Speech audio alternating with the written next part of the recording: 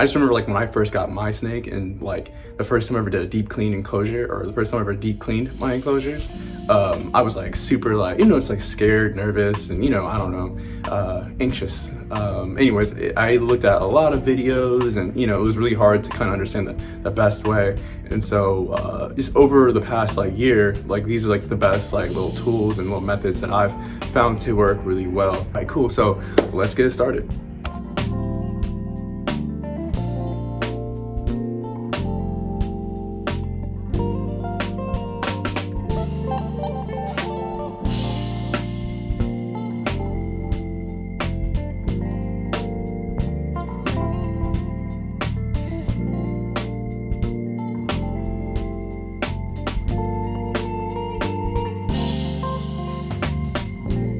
So today, like I said, I just really wanted to focus on, just giving you guys some tips on cleaning your enclosures out. So first tip I can give you guys is whenever you're missing your enclosures down, just throughout the week and stuff like that, make sure you use distilled water. So distilled water will prevent your enclosures from, getting like too, like dirty with watermarks and whatnot. So, distilled water, like it'll really save you a lot of time so that when you're cleaning out your enclosure, you're not scrubbing down the watermarks. And I remember like when I first started collecting, snakes and just cleaning them, it would take forever. Like my hands would be like hurting because I would be sitting there a lot of times trying to scrub off those watermarks. And ever since I started using distilled water, I've never had that issue. When you're using distilled water, just make sure it's only for misting, for boosting your humidity. Make sure you're not using that for drinking water, as it lacks certain nutrients that, your snake will need. All right, cool. So the next tip I can give you is to make sure, you have something to place your snake in. It's really important. I use like one of these little, old school little containers. Yeah, it works fine. Some people use bins. I personally don't use bins because I'm afraid of it. I'm afraid of my snakes ever escaping. So I just use this. This is what's worked for me. So, that's another cool tip. So how often should you clean your enclosure? So a lot of people ask that question, and I think the best time to clean your enclosure is usually a deep clean is usually about 4 to 6 weeks. Or typically you'll start seeing your humidity just not being able to remain high. And so when you notice that, just get a telltale sign that it's time to do a deep clean and swap out your substrate for some new substrate. So a lot of times what will happen, I remember like when I first started collecting snakes, I would miss down my enclosures. I would miss it so much because like I would notice the humidity just keep dropping. And so throughout the day, I would have to mist maybe like 3 to 4 times a day. And so like that's unhealthy for your snake, as it can cause a lot of, issues like respiratory issues or, scale rot. Those are things that can happen if you're misting down too much. So another really good tip I can give you is just your substrate. I cannot stress enough how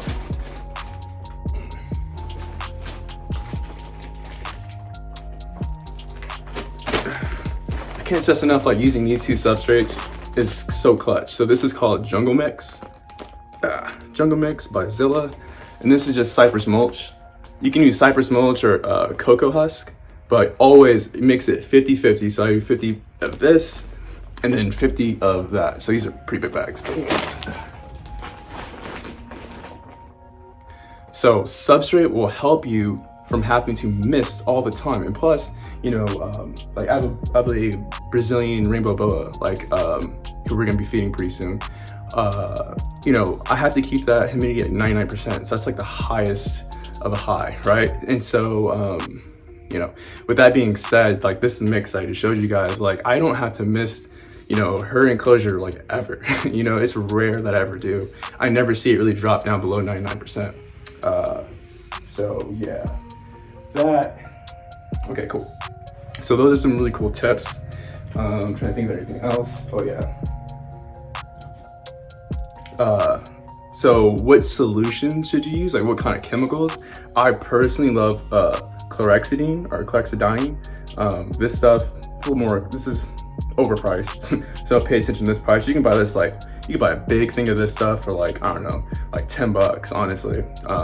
But what this stuff is like really cool because like your snakes won't be affected by it. So you can clean out, what I do is I put a little bit, it tells you to put a certain amount in water. So I just put a little bit in a bottle like this with some water. Listen, you know, read the instructions. The instructions will tell you how much to put in there. And so I use this, and I'll, you know, mist it down and wipe it all out.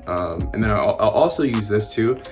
This is called Wipeout. I use this just because I like the smell. It sounds weird, but for me, like, this has no scent. So this doesn't smell like anything. So I'll clean it out, but then, you know, it just smells like weird because like you don't smell anything, like, you know, but you know that it works. But anyways, I like this because like, then I know it really cleans it all out and it smells better. And then I do one more like, you know, spray down with this solution. So these are just like two that I said, like, you know, that work.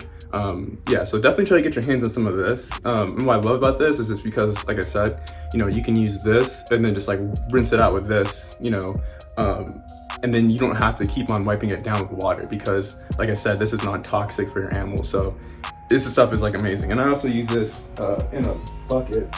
So a big bucket like this.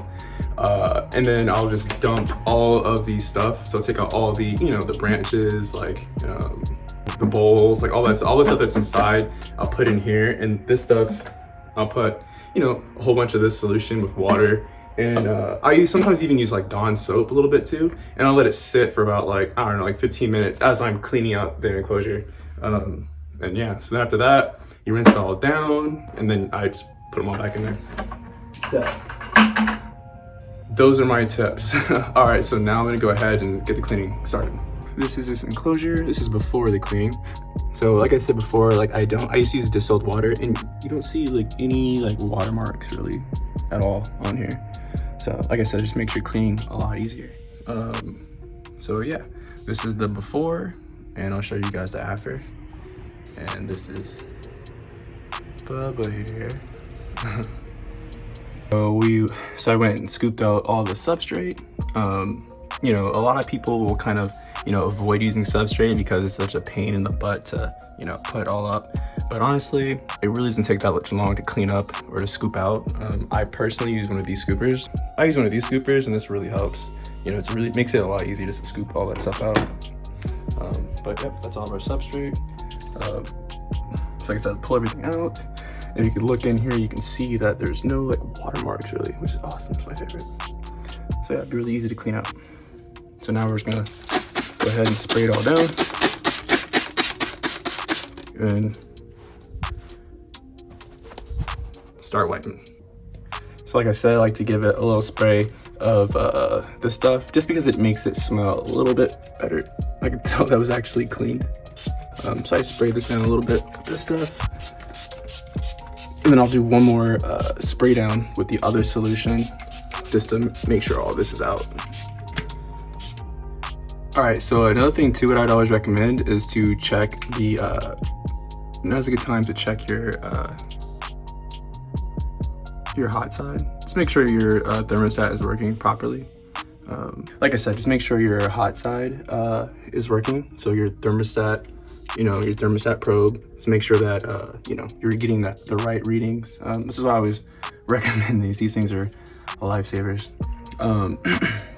And so one thing that I want to just make sure you guys do know is we're about to put the substrate in right now, but what's really important is to always make sure that your probe is literally on this, because if it's not, you know, your temperature is gonna be a lot higher than what your thermostat is gonna be reading because it's not touching on the hot pad. So if it's sitting on top of substrate, it's not gonna, you know, get the correct reading. So just make sure that this is always touching. I mean, like right now, recently, you know, this was at 115 degrees because the probe wasn't directly on top of the heat mat. So just a friendly little piece of advice, because some species like that could kill them. You know, thank God, you know, my ball python is totally fine, but these are those things you just gotta just double check on. Sometimes, you know, they'll move the probe, so just make sure that you have it in a place that it can get, you know, correct temperature.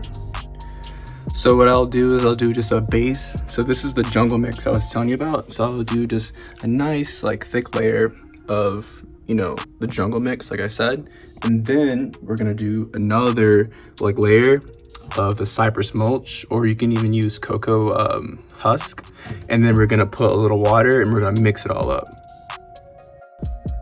So like I said, what I did was I just poured a little water in here. I poured more water than that, but I'm just giving you a little demonstration. And then you just mix it all up, you know, and it gets like a little muddy.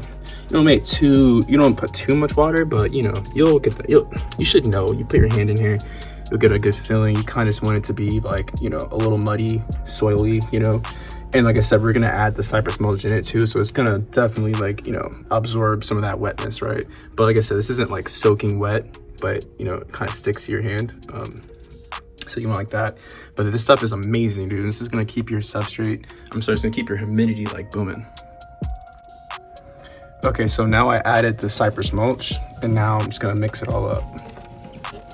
So like I told you, like a 50-50 mix works just fine. Just mix it all up. Okay, so now I mixed up all the cypress mulch. I didn't need to add any more water because, like I said, I had a good enough water in here already. And then so now it's just, you know, it's not like soaking wet. It's perfect. Like I said, this substrate here will last you, I mean, dude, some time. So now we're gonna go ahead and put everything back in, and then put Bubba right back inside too. Okay, and then we have the final product, and this is what it looks like. So, you know, and I usually just give it a one little mist down once he's back in the enclosure. So,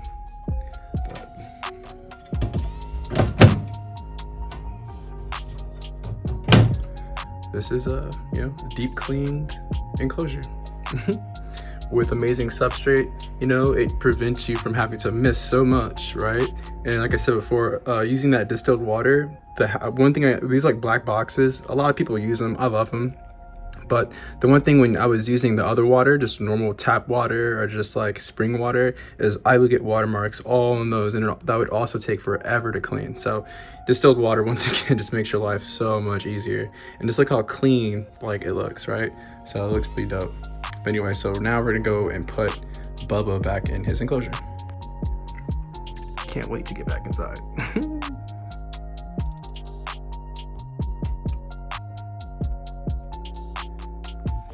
So there he is, back in his enclosure. Yeah, I was gonna try to hold him and kind of talk about stuff, but yeah, he just wasn't really feeling it. So I don't like to force them. If they're not feeling it that day, then, you know, let them do their thing. But yeah, so he's living life in his clean enclosure. I can go ahead and feed my Brazilian Rainbow Boa Skittles right now. So let's go ahead and show you guys that.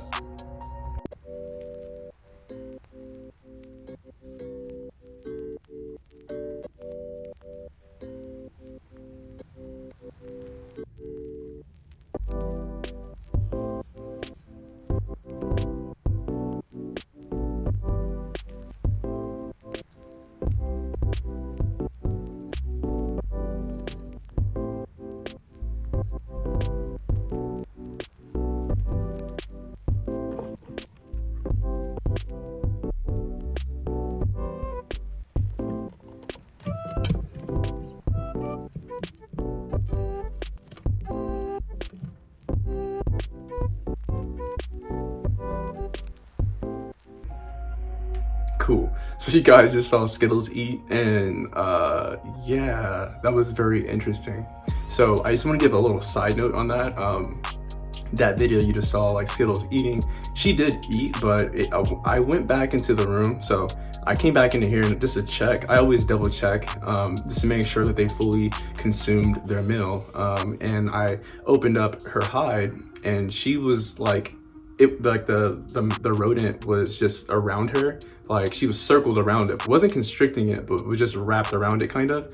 And so it's really important just to go and double check, because, you know, she didn't eat it. And so what I did was I took the tongs and I just gently grabbed it and I dangled it in front of her face, and she, you know, took it again, and then she, you know, obviously she finished it. So just a lesson learned there. Always double check just to make sure that you know, your snake did eat, because you know that kind of stuff can happen. And if you let that go, right, and then it gets too cold, she's not gonna eat it, or your snake isn't gonna eat it, and it's gonna sit there, and it's gonna rot, and it's gonna smell bad. So you don't want that. I don't want that for you. So just always double check. And anyways, you should be daily checking anyways, you know, like your thermostats, your temperatures. You know, if you're not gonna do it every day, at least every couple of days, just because like things can go wrong, you know. Like I said in Bubba's enclosure, his thermostat probe was sitting more on top of the substrate rather than, you know, underneath the substrate on top of the heat pad. I'm sorry, on top of the heat pad. So, you know, the temperature was a lot higher than what I would ever want it to be. So once again, it's those things you have to double check. And I thank God I did see that. Otherwise, like, you know, that could have, you know, been a bad thing for him. That does it, fam. Thanks for watching. You know, love you guys, love the support. If you haven't already, make sure you subscribe. It's really important that you do that. You know, get more content, get more cool stuff with us, some swag. And yeah, so that's how we roll. Anyway, so that does it. Thanks again for watching. Blkhippiee out. Much love. Peace.